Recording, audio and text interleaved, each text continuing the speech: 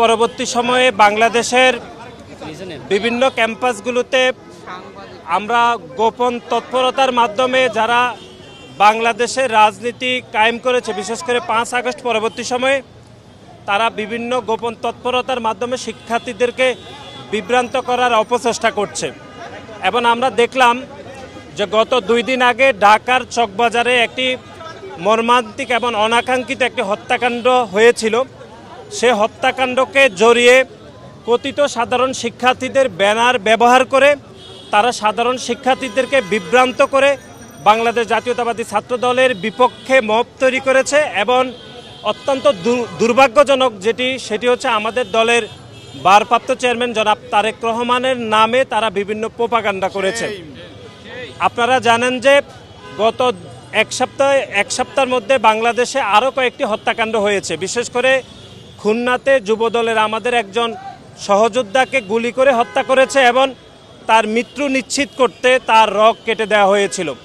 এবং তারও 2 দিন পূর্বে আপনারা দেখেছেন কুমিল্লাতে একই পরিবারের 3 জনকে মব তৈরি করে হত্যাকাণ্ডের শিকার হতে হয়েছে। এবং চাঁদপুরেও আমরা দেখেছি খুতবারত অবস্থায় একজন মুয়াজ্জিনকে তারা হত্যার অপচেষ্টা করেছিল।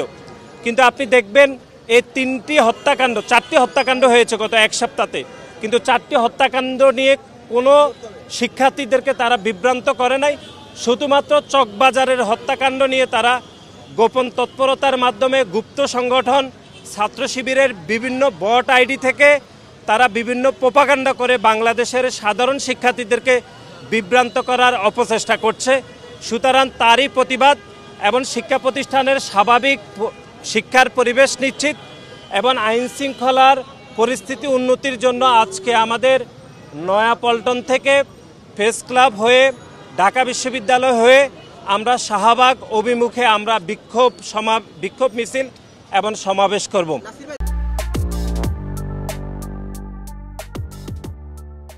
আপনি জানেন যে গত 1 বছরে কয়েকটি হত্যাকাণ্ড হয়েছে। বিশেষ করে ঢাকা বিশ্ববিদ্যালয়ে মানসিক ভারসাম্যহীন একজন ব্যক্তিকে ঢাকা বিশ্ববিদ্যালয়ের শিক্ষার্থীরা পিটিয়ে হত্যা করেছে। তার দায়িত্ব তো ঢাকা বিশ্ববিদ্যালয়ের মাননীয় উপাচার্য মাননীয় প্রক্টরকে নিতে হয়নি। আমরা দেখেছি ঢাকা বিশ্ববিদ্যালয়ের সংলগ্ন এলাকাতে ঢাকা বিশ্ববিদ্যালয়ের মেধাবী শিক্ষার্থী শাহরিয়ার আলম সাম্যকে হত্যা করা হয়েছে। তার দায়িত্ব তো ঢাকা বিশ্ববিদ্যালয়ের মাননীয় প্রক্টর মাননীয় উপাচার্য নেয়নি।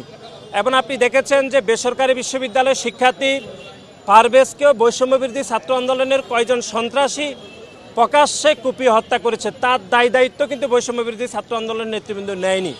সুতরাং কোনো হত্যাকাণ্ডের দায়িত্ব যেহেতু কোনো শীর্ষ নেতাকে শীর্ষ অভিভাবককে নিতে হয়নি, কিন্তু আমরা দেখেছি চকবাজারের যে হত্যাকাণ্ড হয়েছে সে হত্যাকাণ্ডের দায়িত্ব রাজনৈতিক উদ্দেশ্য প্রণোদিতভাবে আমাদের দলের ভারপ্রাপ্ত চেয়ারম্যানকে অনিচ্ছাকৃতভাবে এবং রাজনৈতিক উদ্দেশ্য হাসিলের জন্য ওনাকে টেনে নেওয়া হয়েছে।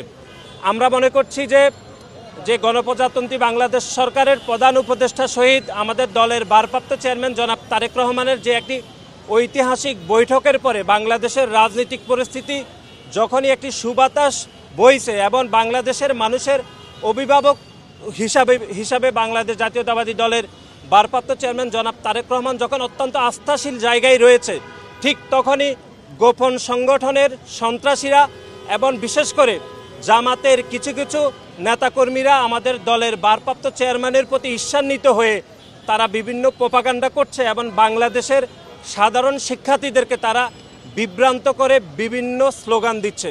আমরা মনে করছি যে খুলনার ঘটনা নিয়ে তো সাধারণ শিক্ষার্থীরা কোনো স্লোগান দেয়নি, কুমিল্লার হত্যাকাণ্ড নিয়ে তো কোনো স্লোগান দেয়নি।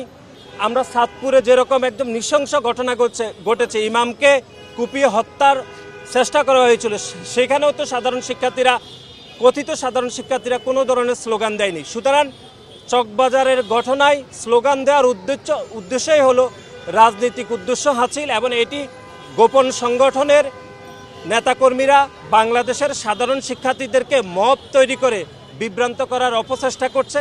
তারই প্রতিবাদে আজকে আমাদের এই শান্তিপূর্ণ বিক্ষোভ মিছিল এবং সমাবেশ অনুষ্ঠিত হবে। আমরা মনে করি এর মাধ্যমে আমরা আমাদের অবস্থান পরিষ্কার করতে চাই, কিন্তু এর মাধ্যমে কোনো ধরনের বিশৃঙ্খলা আমরা তৈরি করতে চাই না। যারা বিশৃঙ্খলা তৈরি করতে চায় তাদের উদ্দেশ্যে আমরা শান্তিপূর্ণ বিক্ষোভ সমাবেশ থেকে বার্তা দিতে চাই যে বাংলাদেশের সাধারণ শিক্ষার্থীদেরকে কথিত সাধারণ শিক্ষার্থী বলে আপনারা কোনোভাবে বিভ্রান্ত করার অপচেষ্টা করবেন না।